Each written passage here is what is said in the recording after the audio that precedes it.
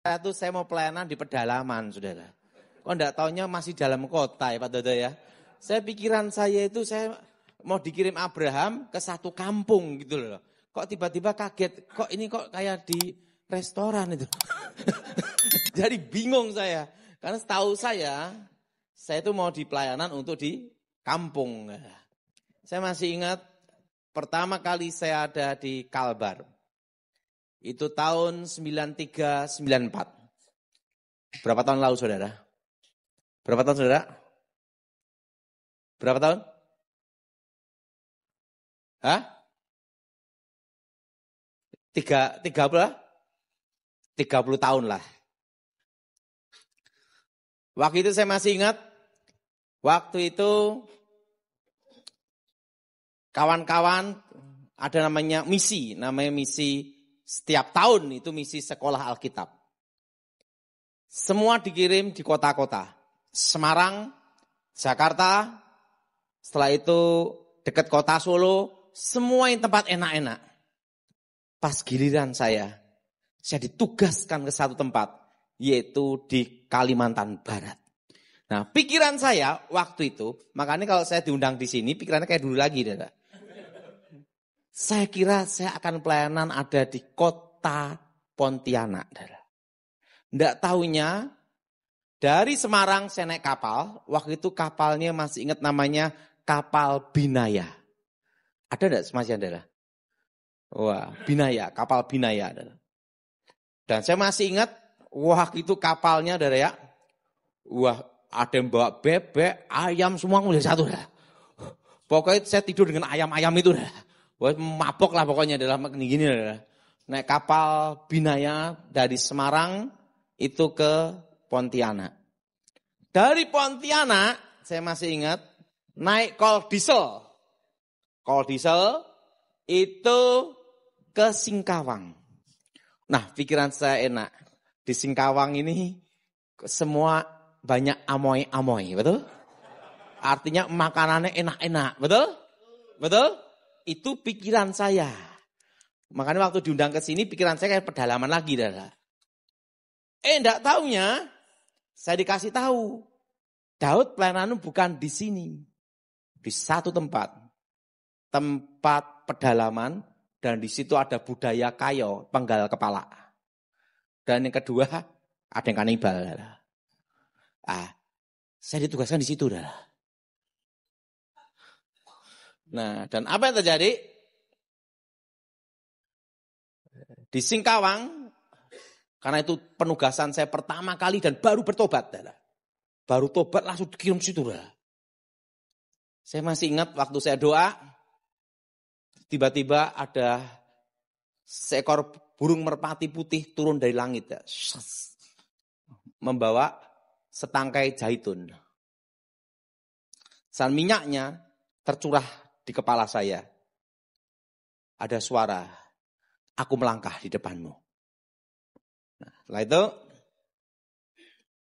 dari Singkawang saya ke Sanggulido. Dan disitulah kerusuhan. Jadi waktu itu pas ada itu saudara. Dan waktu itu saya jalan lagi. Tidak boleh bawa oncor, lampu atau bendera penerang. Karena khawatir binatang buas. Hanya menunggu bulan bersinar. Satu malam jalan kaki. Nah pikiran saya itu hari ini juga seperti itu. Saya udah ngomong sama Dodo. Betul ya. Pikiran saya seperti itu. Pikiran saya tuh tadi malam seperti itu loh. Bang ini mungkin tidak di pedalaman lah, mungkin kampung mana lah gitu. Nah setelah itu saya jalan kaki. Dan itu tangannya gini semua. Dan bawah ini ada kayak tebing-tebing gitu. Gini-gini aja. Sama satu kawan saya, sama satu pemandu. Nah waktu itu. Dan tibalah di satu tempat namanya Sedani. Jadi saya sudah sampai Sedani, Sejaru, Sinapit, sampai mau ke Sungkung. Mesti tahu daerah situ. Ini aja belum pernah dengar. Wah. Dan itu 30 tahun yang lalu. Masih hutan perawan. Betul? Hutan belantara. Dan waktu itu saudara, saya masih ingat. Pagi itu, di situ ndak ada warung, toko, Indomaret, Alfamart, ndak ada. Dan uang ndak berlaku. Kenapa? Harus berburu cari sendiri. Nyampe, saya pakai serok, hanya dikasih beras. Saya masih ingat, saya cari namanya seperti keong segini, namanya tengkuyung. Ada. Makanan pertama kali di Kalimantan Barat, tengkuyung. Dan nyari sendiri. Makanya pikiran saya juga tengkuyung itu tadi pagi ini. Saya nyerok sama pakis. Makanya saya suka makan pakis. Ambilin gitu, direbus. Lah enggak ada warung, enggak ada toko, uang juga enggak berlaku di situ lah. Dan kebaktian pertama kali, saya masih ingat, yang mimpin pujian saya, yang khotbah saya, yang nyanyi saya, yang ngedain kantong kolektor saya, sama satu teman gendeng ini jembatannya satu tok. Dan kalau kolektor persembahan, tahu ngasihnya berapa. Ini berdua.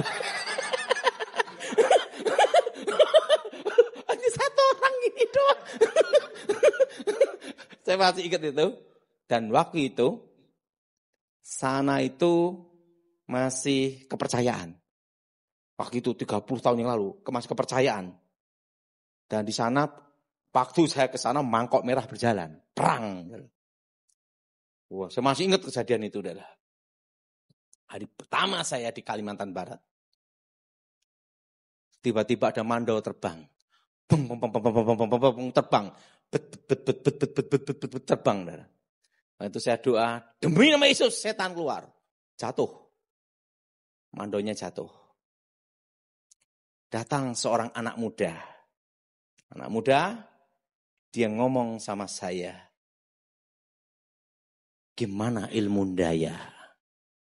Saya ngomong sama dia. Itu mainan saya waktu SD. Memang SD mainan saya santet seperti itu biasa adalah.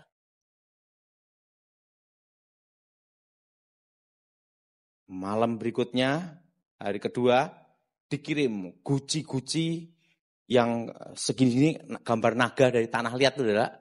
Warnanya agak coklat-coklat itu adalah. Berterbangan, beng, terbang. Adalah. Terbang kelihatan gitu adalah. Saya doa, demi nama Yesus, keluar. Jatuh. Nah, hari Minggunya, jemaat ini satu tak adalah. Mana saya dipikir nih jemaat 30 atau 40 udah banyak. Karena pertama kali saya datang satu doang. Waktu kebaktian hari Minggu, mangkok merah jalan. Des.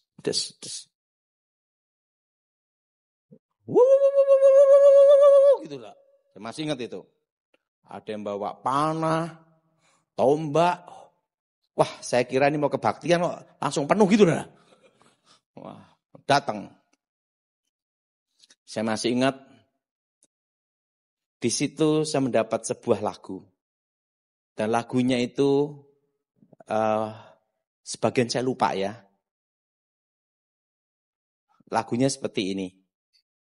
Saat Tuhan hadir di tempat ini, menekuk langit, melangkah ke bumi, turunkan apimu, berhembus Roh Kudus, selamatkan umatmu.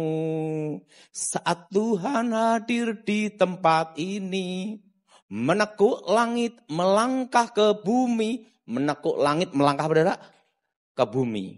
Ada suara itu, saudara. Tiba-tiba kepala suku, kepala adat, tatap saya. Ini dikepung, saudara. Mando-mando semua, saudara. Mando-mando ini. Salah ngomong, hilang. Udah hidup susah, makan tengkuyung. Kepung lagi. Kepung, saudara. Kepung pakai senjata semua. Wah, saya tatap dia. Tatapan gini. Saya doa dalam nama Yesus. Roboh, saudara. Itu suku sama kepala adatnya gitu. Roboh. Dus. Satu kampung itu tobat semua. Saudara. Dalam hitungan 1 hari, saudara. Satu kampung. Saudara. Wah, di situ saya enak, saudara. Pagi-pagi, babi hutan. Pagi-pagi. Jadi bulan pertama saya duluan, saudara. Kancil, rusak, kolesterol. 1 minggu saya di situ. Saya masih ingat itu. Saat saya pindah ke Sejaro, saya masih ingat. Jadi rumah itu di pohon-pohon, saudara. Jadi kalau kita ke rumah itu manjat dulu, saudara. Mereka udah nunggu saya. Waktu itu pendeta Matius mau dari sidang Jemaat Allah. Yang di dekat Pasar Ikan ya. Mereka udah menunggu saya. Jadi itu Injil masuk Kalimantan. Begitu saya datang, enggak perlu ngomong apapun, udah pada minta baptis semua. Wah, satu kampung gitu lah. Itu sampai 3 kampung dalam 1 bulan. Jadi baptis sampai tiap hari puluhan kayak gini-gini, saudara.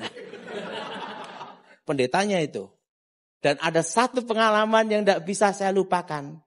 Waktu itu kan kalau sorry ya, buang air besar kan di sungai. Tiba-tiba yang pemandunya ngomong, Pak Daud, suruh bawa tongkat saya. Ini tongkatnya bawa. Ada apa? Nanti tahu sendiri. Waktu buang air besar gini, babinya banyak. Jadi gunain begini. Kalau enggak diserutun. Waduh. Tahu enggak? Zaman itu kan rumahnya di kayu-kayu di atap saudara. Panggung gitu ya. Nah, jadi saya tuh sampai di rumah itu, sampai yang ada di mana saudara? Di rumah pohon-pohon itu. Ini aja enggak ngerti kan? Bayangin tentang Kalimantan. Oh, saya sudah masuk pedalaman bumi Kalimantan. Dan itulah Injil masuk pada itu 30 tahun. Makanya waktu saya sampai Pontianak pertama kali saya pengen makan pakis duluan gitu. Kata saya. Yang kedua, saya pikir hari ini mau ke pedalaman lagi makan tengkuyung. Ada. Ya minimal kampung lah, bukan pedalaman. Kan udah beda ya. Jadi, saya masih ingat itu saya 1 bulan 3 kampung. Dan saya masih ingat mereka ngomong sama saya, Pak Daud, kapan Anda bisa ke sini lagi? Kampung kami menunggu Pak Daud katanya. Udah berapa tahun berarti, saudara? Yang jadi pertanyaan, sekarang masih hutan atau kelapa sawit kan itu? Ada. Mari kita buka Alkitab kita dalam kitab Ibrani pasal 11. Tahu enggak saudara? Lain waktu saya mau ke daerah situ lagi. Yang jadi pertanyaan ini satu, udah jadi kayak apa kampung-kampungnya? Karena pertama kali Injil apa saudara? Masuk. Nah, kitab Ibrani pasal 11, ayat pertama sampai dengan ketiga. Saudara yang genap, saya yang ganjil. Saudara yang genap, saya yang ganjil. Iman adalah dasar dari segala sesuatu yang kita harapkan dan bukti dari segala sesuatu yang tidak kita lihat.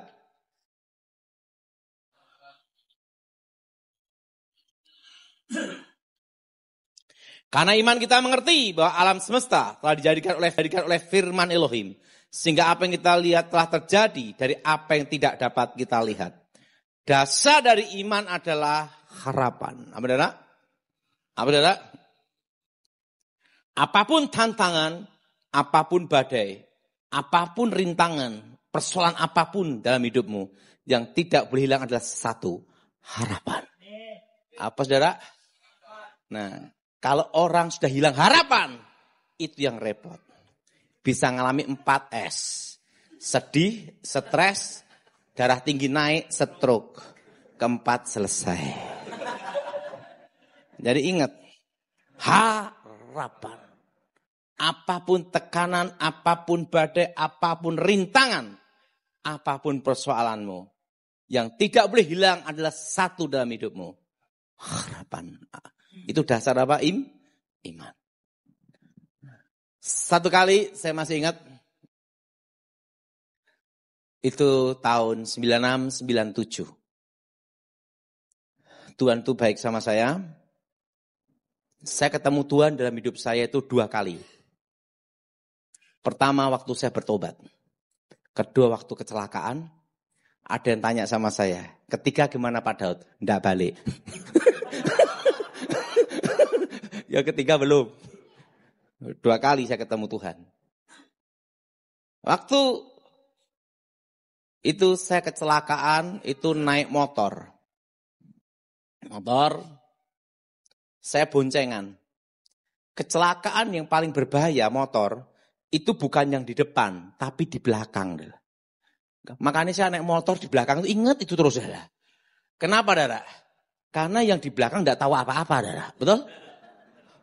Lah, saya boncengan sama kawan saya naik motor. Ini kenceng. Mau nyalip truk. Tidak taunya truknya itu jalan kenceng, tiba-tiba berhenti, Dara. Ini mau nyalip gini. Tidak sempat. Nah, yang di depan kan tahu langsung lempar gini, betul? Ya kendaraan ini kan saya tidak tahu. Madok langsung gini. Yang di depan kan tahu, betul? Langsung apa? Gini. Dia langsung lepaskan ini, Dara. Lah saya kan tidak tahu. Buah, langsung, Dara. Bablas, saudara. Langsung roh saya keluar. Das. Di situ saya dijemput malaikat tinggi. Saya tidak bisa lupa dalam hidup saya. Yang jelas malaikat itu wajahnya seperti anak muda. Bukan bencong loh, lain.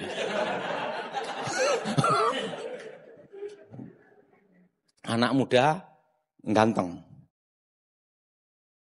Tembus pandang transparan. Gagah. Dan tidak pakai sayap. Dan ingat malaikat itu tidak ada bayi malaikat kayak sayap gini. Tidak ada. Kan ada itu yang gini. Betul? Tidak ada itu. Tidak ada itu. Tinggi, tegap. Di atas 2 meter. Saya diangkat naik ke satu tempat. Di situ ada tangga dan banyak malaikat beribu-ribu laksa, berlaksa-rasa, berpuluh-ribu laksa. Dan saya dijemput 2 manusia yang masih hidup sampai sekarang. Yaitu Henoch dan Elia. Dia bicara kepada saya tentang masa depan. Sampai sekarang wajahnya saya tidak bisa lupa. Dia bicara memberitahukan masa akan apa? Datang. Dia bicara banyak hal. Dan suatu bahasa bukan bahasa manusia. Tentang tugas saya untuk nanti sebelum kembali ke situ lagi. Gitu adalah. Memberitakan pada masa akan apa? Datang. Untuk memberitahu tugas-tugas saya. Malaikat itu berkata, mari engkau menghadap yang maha kuasa. Sebelum kau menghadap yang maha kuasa, kau masuk satu ruangan dulu. Di situ saya lihat tabut perjanjian, tirai terkuat atas bawah. Dan waktu malaikat berkata, mari kau menghadap yang maha kuasa. Di sana ada satu bahasa yang bukan bahasa manusia. Dia gitu. Jadi wajahnya malaikat itu seperti anak muda. Lebih ganteng dari ini. Kalah ini. Ganteng bener. Tampan. Nah, saya kembali ke tangga emas itu. Di situ ada tangga dan ada tahta. Di sana tidak ada matahari, bintang, dan bulan. Yang di tahta itu yang menyinari seluruhnya. Disitulah dia bicara. Akulah Alfa. Akulah Omega. Akulah yang awal, akulah yang akhir. Akulah YHWH, Yahweh. Sebelum dunia dibentuk, aku sudah mengenalmu. Sebelum dunia dijadikan, aku sudah menentukanmu. Dan sejak dalam rahim ibumu, aku sudah memperhatikanmu. Di situ saya sadar bahwa kita dipilih Tuhan sebelum dunia dibentuk. Amin. Nah, setelah itu, sebenarnya kau sudah waktunya di tempat ini. Tapi umurmu akan kuperpanjang di muka bumi. Pergunakan sebaik-baiknya. Sebelum kau kembali ke muka bumi, akan kutunjukkan apa yang akan terjadi atas hidupmu dan bangsamu di masa depan. Apa saudara? Di masa apa? Depan. Dia tunjukkan lubang pakunya, itu di sini. Coba pegang bagian sini. Sering kita lihat kan ada di sini, betul? Ini salah, darah. Sini robek, darah. Jelas. Inilah, pegang bagian sini. Inilah. Tepat bagian tulang sini, inilah. Karena ada rongga di sini, inilah. Itu ada di sini, darah. Kalau di sini tidak bisa dipaku, robek ini, darah. Di sini, darah. Inilah. Makanya bisa gantung gini, darah. Nah, tangannya gini, akulah Alfa, akulah Omega, akulah Yahweh. Nanti di surga tidak ada kata Allah. Yang ada adalah apa? Yahweh. Akulah Yesua Hamasyah. Nyebut Allah atau Tuhan tidak ada masalah, saudara. Tuhan maha tahu juga, saudara. Kan saya yang beritahu. Akulah Yesua nama Yesus asli itu Yesua. Apa saudara? Yesua. Tangannya gini. Disitulah ditunjukkan hari-hari yang akan datang. Masa akan datang.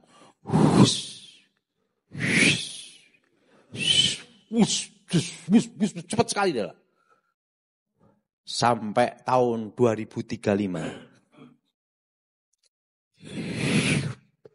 Itu seperti layar lebar. Lebih besar dari Indo. Besar sekali dah. Hari-hari yang akan terjadi. Dan disitulah ada anak perempuan. Dia pandang saya gini. Lihat saya. Saya tanya sama Tuhan. Tuhan, siapa anak ini? Itu anakmu di masa depan. Bayangkan, saya belum kenal istri, belum pacaran, belum nikah. Udah ketemu anak, adalah. Udah ketemu. Udah ketemu apa, saudara? Felicia. Jadi saya lihat anak saya pertama perempuan tuh lihatnya di surga, saudara. Dia ketawa gini. Dia panggil saya papi, gitu lah. Kaget saya. Ini anakmu di masa? Udah ketemu duluan. Padahal ibunya belum ketemu.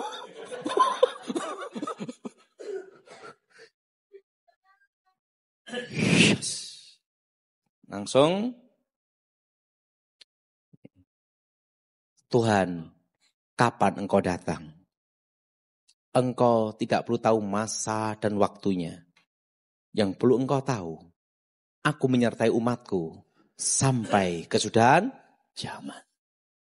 Disitulah ditunjukkan hari akan terjadi. Wajah presiden, wakil presiden, hari-hari yang akan datang sampai 2035. Nah, setelah itu, yang Maha Kuasa bicara sama saya, udah waktunya engkau kembali. Dan ingat tugasmu, menyampaikan pesan ini. Jutaan manusia akan mendengarkan pesan ini. Jutaan, berapa saudara? Jutaan manusia sudah menunggumu untuk mendengarkan pesan ini. Saya suruh kembali, terusan 2 manusia abadi ini bicara sama saya untuk memberitahu tugas-tugas saya adalah. Setelah itu saya suruh kembali. Tubuh saya masuk, hidup lagi adalah. Langsung luka-luka apa, hilang semua adalah. Langsung sembuh, normal. Yang jadi pertanyaan, siapa yang mau dengarkan pesan itu? Zaman itu yang terkenal adalah pendeta Alex Abraham Tansuna Putra, Niko dan Timotius Arifin. Dan yang kedua, siapa yang mau dengarkan anak sekolah Alkitab, lulus ranking 4, murid tinggal 4. Tidak mungkin, betul tidak? Betul? Itu lulus tahun 96. Saya kecelakaan 96-97, tahun itu saudara. Dan zaman itu, sorry saudara, KFC itu disebut makanan mahal, betul? Betul? TV pun hanya satu, TVRI, betul? Betul? Orang punya telepon itu udah hebat, betul tidak? Dan ada lagi saudara, handphone zaman dulu lempar mangga jatuh, betul tidak? Gede-gede, betul tidak? Kalau ngomong hello, gede-gede tidak? Yang jadi pertanyaan, siapa yang mau mendengarkan? Betul? Saya mendapat undangan pertama kali untuk KKR khotbah. Saya kira kalau Tuhan janji jutaan, minimal saya khotbah pertama itu ribuan. Betul? Pikiran saya akan khotbah dari gereja ke gereja. Tapi gimana jutaannya? Karena apa? Jemaat paling banyak kebaktian 1000 itu udah mujizat, betul tidak? Apalagi jutaan itu gimana caranya itu tidak? Kita ngomong di era 97 loh tidak? Jangan di era sekarang, beda tidak? Apa yang terjadi? Saya KKR tak kira ribuan. Hari pertama KKR yang datang 2 orang. Tahu enggak saudara? 2 orang aja. 1 orang normal, 1 orang gila. Kalau saya khotbah, dia ikut khotbah. Wah. Karena itulah saya tutup buku, saya lupakan semuanya. Kenapa? Itu hal yang mustahil dilakukan. Betul tidak? Betul? Betul? Saya mulai kerja, lupakan semuanya. Karena itu hal yang tidak mungkin itu saudara. Jangan harap untuk bermimpi. Betul saudara? Jutaan itu mustahil saudara. Siapa saya? Kan gitu saudara. 2001. Tiba-tiba ada ajudan presiden. Kolonel namanya Pramono Ediwibowo. Karena dia mendapat wasiat dari almarhum ayahnya Sarwo Ediwibowo untuk mencari keturunan dari kakek saya adalah satu-satunya penggantian saya adalah dia datang langsung ini Kopassus baret merah adalah. Dia pernah kan dia ajudan Presiden Megawati adalah. Dan dia mendapat perintah khusus wasiat dari Sarwo Edi mencari keturunan Sapuangin si setan kober. Saya ngomong saya sudah bertobat. Dan saya persilahkan, itu ketemu di Pondok Indah. Tiba-tiba terdengar suara. Sampaikan pesan itu.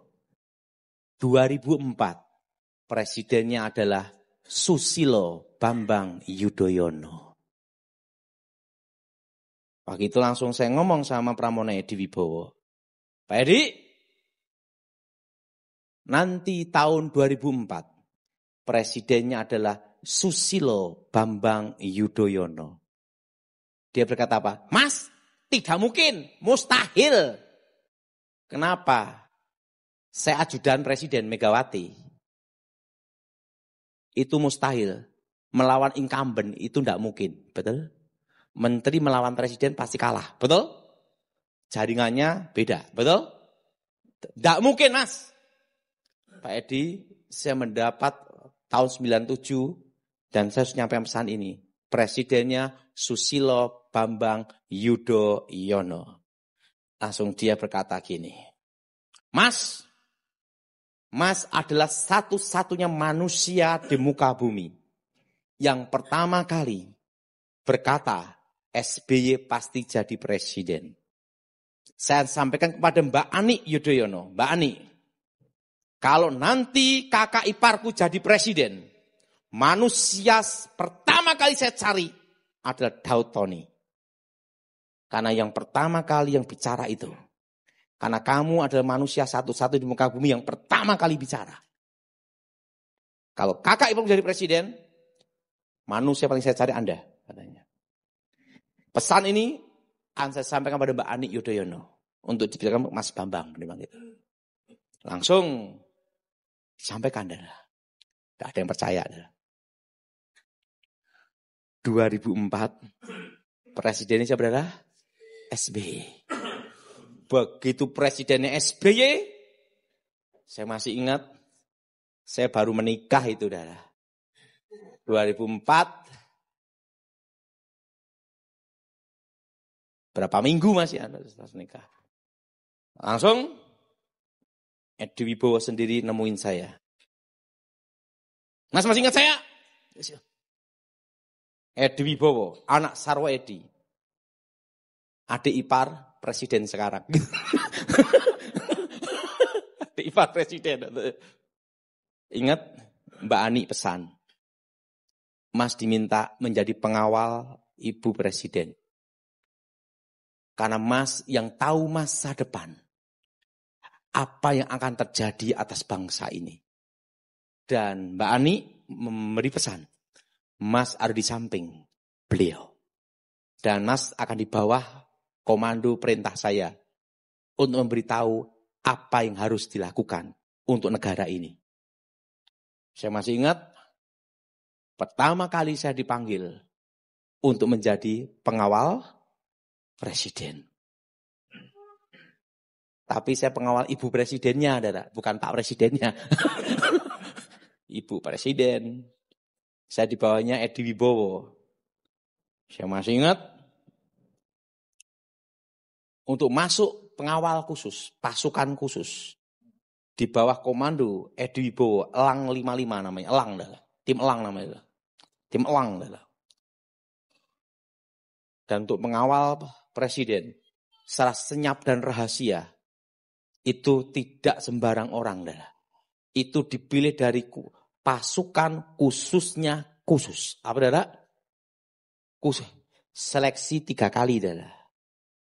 Dari pasukan khusus,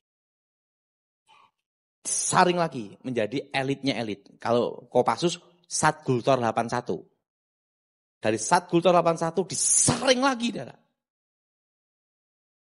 Yang ketiga. Yang ketiga ini adalah baik dari yang terbaik. Best of the best. Pengawal khusus adalah. Saya masih ingat kan saya yang paling kecil, paling pendek adalah. Semua dari pasukan elit. Di antara pasukan elit ada satu-satunya sipil yang terpilih di antara 200 juta manusia. Paling kecil. Pertama perkenalan, sniper, baduk, penembak ruduk. Operasi. Wah, operasinya Timor Leste, Aceh. Perang semua. Kedua, demolis nomor 4. Demolis, ahli bom, non-organik. Dia pergi ke supermarket, minimarket aja. 15 menit bisa ngerakit bom. Hanya modal apa? Odol. Mengandung potasium, campur apa-apa, tek, rakit, jadi bom. Demolis. Operasi. Aceh. Operasi. Macam-macam. Waduh, operasi semua. Dan waduh. Ngeri-ngeri semua. Pasukan apa dah? WLU. Kan perkenalan semua. Wah. Operasi. Operasi. Komando. Wah, semua komando semua ada. Waduh. Pas giliran saya mengenalin sebagai apa? Kan bingung, betul? Saya masih ingat waktu semua dikenalkan langsung dibawa kata. Sudah perkenalkan semua? Siap, langsung ini semua. Khusus yang ini saya memperkenalkan. Dukun santet.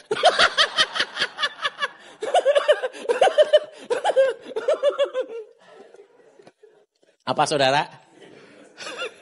Jadi pertama kali saya gini-gini, ganti mereka gini semua. Di antara pasukan khusus ada dukun. Wah, pada gini semua, tapi tidak ada yang berani ketawa gini. Waduh, pakai baret-baret semua ada. Nah itu, masih ingat itu. Nah disitulah saya ditugaskan pertama kali. Saya punya istri yang luar biasa. Saya tuh hanya pulang sebulan sekali. Hanya 3 jam. Bertemu keluarga. 10 tahun. Lumayan enggak, saudara? Berapa tahun, saudara? 10 tahun. Tugas khusus. Sebelum presiden tiba, ada di situ, saudara. Makanya anggota tim saya kan rata-rata udah gini semua, saudara. Pasukan khusus-khusus semua, saudara. Nah, waktu itu saya masih ingat apa yang terjadi, saudara? Tahun 2009. Itu di Nenggala 1, di jantung Danjen Kopassus. Edipo berkata, Mas kan ditunjukkan masa akan datang negara ini. Karena ini menyangkut negara, Mas beritahu apa yang akan terjadi atas negara ini. Supaya kita siap untuk menghadapinya sebelum badai datang. Lalu saya dipanggil One Team Press, Dewan Pertimbangan Presiden dipanggil untuk dengerin. Ini ada pesan dari Nabi Isa Al-Masih, Isa alaihi wassalam. Saya memberitahu sama One Team Press, apa yang dikatakan ini tidak ada satupun yang meleset. Semua terjadi. Termasuk kakak ipar saya jadi presiden. Sebelum manusia bicara di muka bumi, satu kali manusia ini doang yang bicara, SBY jadi presiden. Yang lain tidak ada, bilang gitu. Dan ini sudah terbukti tidak ada meleset sama sekali. Karena itulah One Team Press dipanggil, pertimbangan bola. Ini semua adalah profesor, doktor, kaburator, apa dah? Yang kilap-kilap gitu dah. Betul? Profesor semua, ahli ekonomi makro, mikro, hukum, HAM, semua nih dah. Ini profesor semua One Team Press dah. Untuk dengerin apa? Lulusan setingkat SMA. Nggak saya setingkat SMA, soal kitab, setingkat SMA doang dah. Mereka dengerin, siap jenderal, siap dengerin semua. Waktu itu saya sampaikan. Anginnya akan datang di 2018-19. 2020, badainya datang. Ekonomi yang berhenti seluruh Indonesia. Ekonomi berhenti. Dan setitik terang datang ada di tahun 2023. Badainya akan datang di 2020. Ekonomi yang berhenti seluruh Indonesia. Dan tahun 2023, setitik terang datang. Dan tahun 2025, kita masuk resesi ekonomi. Dan puncaknya diawali bulan 6, bulan 7. Dan puncak resesinya Agustus, September. Sekarang.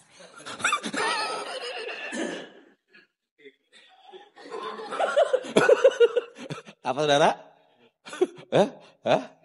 Coba sudah di media sosial. Ada kata-kata saya. Puncak resesi Agustus, September. Bulan September 2025. Masuk puncak resesi yang demo. Nah itu ekonomi bergerak tahun 2027. Dan pemulihan Indonesia itu 2032. 2000 berapa tak? Dan 2035 Cina menguasai ekonomi seluruh Indonesia. Dan hanya 4 yang bertahan. Nanti saya beritahu ada berapa saudara? 4 yang apa? Hanya 4 yang bertahan. Hanya 4 yang bertahan. Nah setelah itu, apa pesan Nabi Isa? Dia bilang gitu. Pertama, simpan emas dan US dollar. Apa saudara? Emas dan apa? US apa? Dolar. Dan yang kedua, beli tanah dan berkebun. Apa saudara? Beli tanah dan apa? Ketiga, jangan utang bank. Ngomong sebelahnya, jangan utang bank. Langsung, Wantipres ngomong, Jenderal, kita akan hitung semuanya, hutang Indonesia, dalam dan luar negeri, dari obligasi, dari sun, semua akan kita hitung. Perintah hitung, adalah. Itu data tidak boleh keluar. Kan itu, adalah. Itu rahasia. Tak, dihitung semua. Wantipres, sudah. Jenderal, nanti tahun 2021-2022, utang Indonesia akan tembus 5.000 triliun. Datanya ini. Udah diprediksi, saudara. Dan dolar akan tembus 14.000. Datanya ini, Jenderal. Berarti kita akan mengalami inflasi di sini. Mengalami apa, saudara? Inflasi. Nah, setelah itu, apa yang bisa menghentikan suatu negara total dalam ekonomi? Hanya ada 2. Pertama, perang, terjadi pemberontakan. Kedua, wabah. Daud, siap Jenderal. Mulai hari ini, kamu tidak boleh bicara apapun tentang hal ini selama Pak SB jadi presiden. Setelah Pak SB tidak jadi presiden, kamu boleh bicara di publik. Karena ini menyangkut keamanan negara.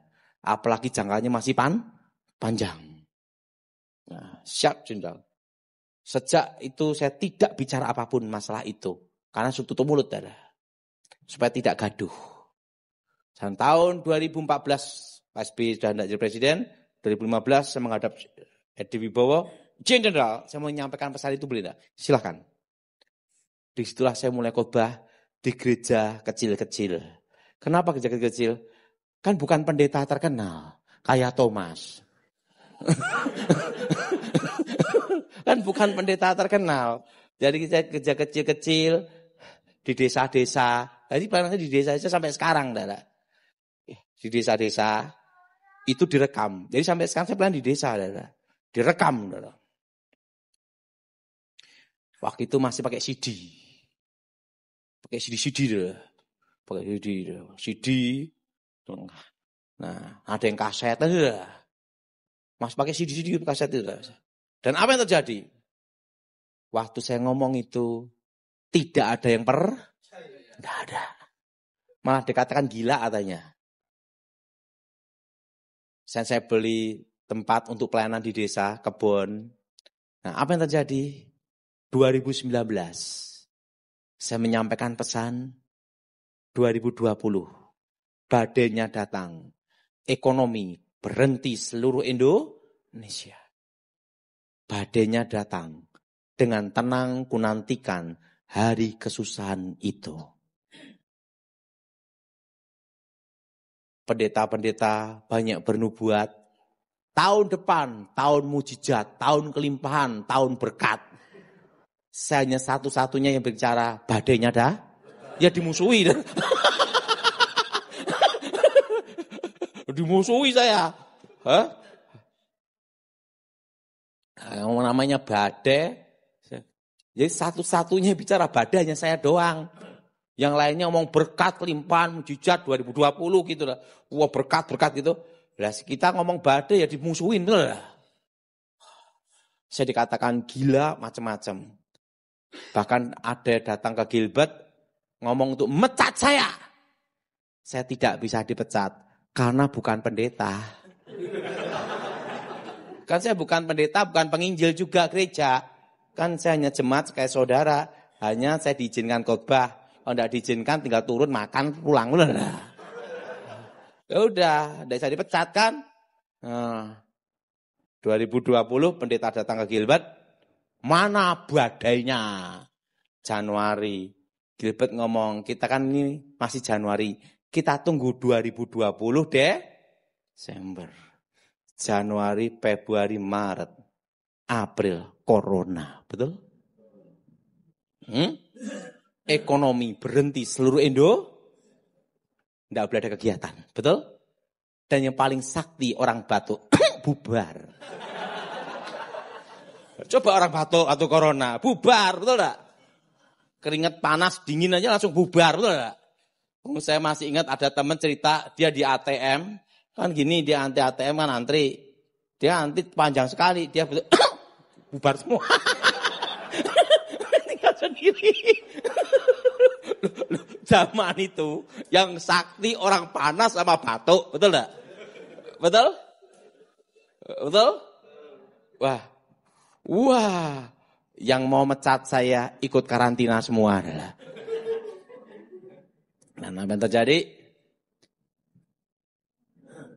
2020. Waktu itu sama Michael Gunawan. Padahal kita enggak ada pelayanan khotbah, enggak ada acara gini-gini, kita bikin Zoom meeting aja. Ini yang pertama kali ini. Yang adalah bahwa saya harus menyampaikan pesan itu. Badainya sudah ada, datang. Apa yang terjadi saudara? Waktu Zoom meeting yang datang waktu 3 atau 4 orang aja.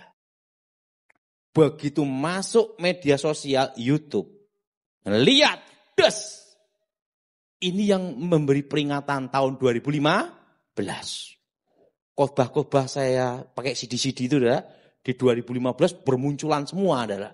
Kan sudah memberi apa peringatan. Langsung adalah dari 3 orang, 10.000, ratusan ribu sampai berbagai negara. Tahu enggak sekarang berapa adalah? 10 juta adalah. Berapa adalah? 10 juta lebih sekarang, Dara. Karena apa? Sesuai pesannya. Jutaan manusia akan mendengar pesan itu. Dari Islam, Hindu, Buddha, Kristen, semua mendengarkan pesan itu. Tahu enggak? Waktu dulu saya kira dari gereja ke gereja khotbah. Enggak taunya lewat apa? HP. Betul? Tinggal Zoom meeting gini aja. Di mobil, di restoran, di mana bisa Zoom meeting, betul enggak? Betul? Enggak taunya lewat apa? HP. Dan terjadilah sesuai pesannya. Jutaan manusia. Dan 2020 saya sampaikan pesan itu yang pertama kali. Bahwa corona ini akan bermutasi terus selama 5 tahun. Dan puncaknya error jadi kasus flu biasa. Sekarang terjadi, betul? Tepat 5 tahun. Dan tidak ada yang pakai masker lah. Nah, 2021. Di situ saya ketemu, diminta dipanggil di Binagraha. Karena saya kan dulu pernah jadi pengawal presiden. Saya dipanggil, sama kepala staf presiden Muldoko. Sama saya sekarang masih baik dah. Saya dipanggil khusus sama kepala staf presiden karena saya dulu pengawal khusus. Dia tanya sama saya, gimana kabarnya Pak Daud? Ya baiklah, biasa setelah tugas ya menikmati masa resign, istirahat. Ya, gimana? Gaji gimana? Gaji tenang aja ya enggak ada dengan iman. Gaji enggak ada dengan iman aja. Kenapa? Udah resign siapa yang ngasih gitu lah. Langsung dia ngobrol ketawa-ketawa. Mau balik lagi enggak? Saya mau pelayanan aja Pak Mul. Saya kira mau balik lagi. Enggak lah, saya udah capek ini. 2021 saya ngomong sama Muldoko. Pak Mul, dengerin saya ngomong. Nanti di 2024, wakil presidennya adalah Gibran. Tahun 9697, saya melihat seorang anak muda, wajahnya seperti ini. Jenderal Muldoko ngomong, enggak mungkin Mas, masih terlalu muda. Kedua, umurnya.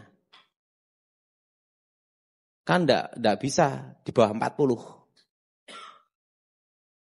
Kunci kemenangan ada di wakil presiden. Wakil presidennya adalah Gibran. Enggak mungkin Mas. Di Binagraha dia berkata gitu sama saya. Ya udahlah, kita orang pengangguran pensiunan gini tapi gelandangan elit kan gitu. Yalah, gelandangan elit lah. Mau diam-diam begini pernah jadi pengawal khusus kan gitu lah. Ya, bercanda sama saya. Weh nanti kegiatanmu apa? Wis ginilah. Dan waktu ada tugas khusus tak kasih kamu. Oh iya, tergantung job order lah sebenarnya. Nah, setelah itu, dah tahun 2022. Waktu itu saya dipanggil. Daud, kamu di mana kamu Daud? Gini. Aduh, saya pelayanan terus, alasan pelayanan terus. Kenapa? Ya sadarlah, kita orang resign, udah berhenti kan uangnya mepet, saudara. Nanti kalau ngajak makan di restoran, yang bayar saya tekor lah, betul lah. Jadi saya ditelepon sama kawan saya lama, si Glenny. Daud kamu di mana? Wah, pelayanan. Nah, kok pelayanan terus? Pelayanan. Kan dia sering sama saya kontak. Ini dompet kan habis, saudara. Kan sekali makan di Jakarta berapa? Betul enggak? Khotbah sekali khotbah berapa? 1 juta. Ongkos PP, tekor lah. Gimana makanya nombok kan gitu udah. Kan enggak mungkin dia ngasih saya, kan pertama sih ngajak makan saya. Jadi makan saya minimal kan steak kan kelenger. Habis ongkos pesawat berapa kan gitu udah. Kan dihitung semua. Kan maklum, wong pensiunan tuh lah. Bukan pensiun, resign lah gitu. Lo di mana? Wah, gua pelayanan. Lo jangan ngomong pelayanan terus, kamu sini. Lo ya udah, saya datang gitu. Datang, dipanggil lah di Kementerian Pertahanan ya, Kemenhan. Daud, kamu gimana? Biasa, gelandangan lah gitu. Jalan-jalan, pelayanan gitu. Bagus. Gua tahu. Lo baru susah ya? Enggak. Dompet masih ada. Tenang aja. Ini untuk kamu. Oh, Marto nuwun. Ganti gua yang ngasih, tenang aja. Atau gua tahu lo ditelepon menghindar terus. Ini nih enggak ada. Dia ketawa. Gue ketawa bener lo. Iya, udah itu ngomong-ngomong. Kembali lagi lah. Oke, apa saya bantu? Gimana untuk kedepannya Daud? Oh iya, khotbah telah habis ya. Setelah itu saya ngomong, nanti Glenn di Kementerian Pertahanan Ahana Nasution lantai 9. Nanti Wapres Gibran 2022. Cek di media sosial, ada semua. Kunci kemenangan di sini. Daud, enggak mungkin bisa jadi. Kan MK, undang-undang semua gini. Nanti jawabannya minimal pernah menjabat sebagai pejabat publik. MK akan putuskan itu. Kok tahu Daud? Di masa depan saya udah ngelihat. Setelah itu 2022, 2023, MK putuskan.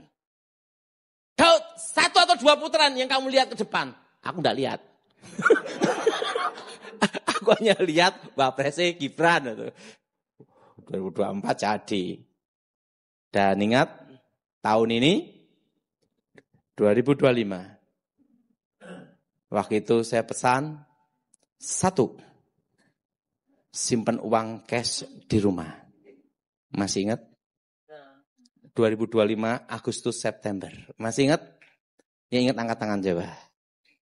Itu saya beritahu. Agustus September itu simpan uang cash.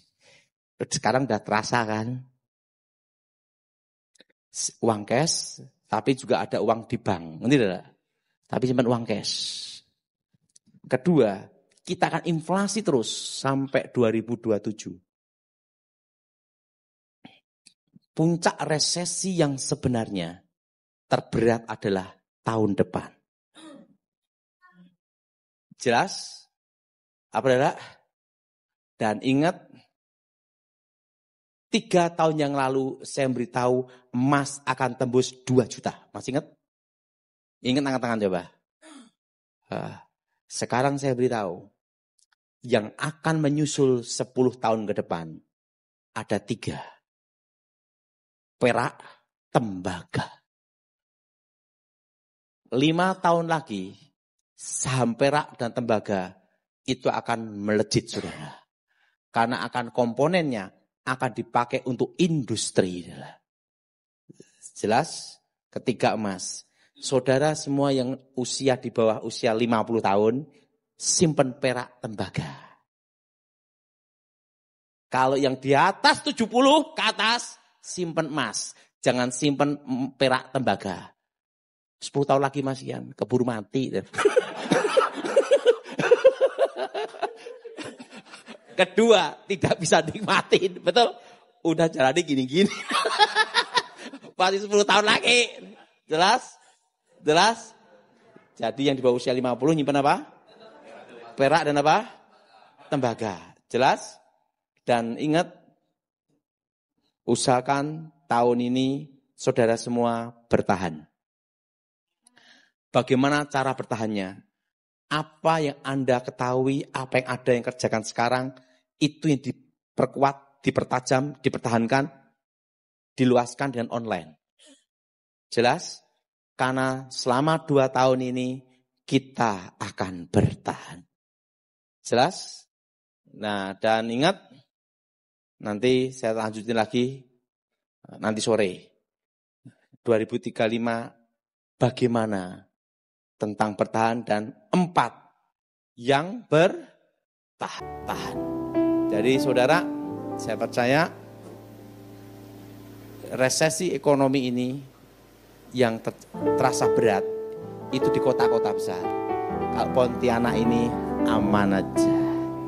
Apalagi ada Pakis dan ada Tengkuyung. Masih ada enggak tuh ya? Aduh, saya pengen makan itu. Nyarinya gimana tuh ya? Pokoknya saya masih ingat kalau makan itu, ini dipotong gini, tret, gini, sedot, cuk gitu. Harus pintar nyedot itu.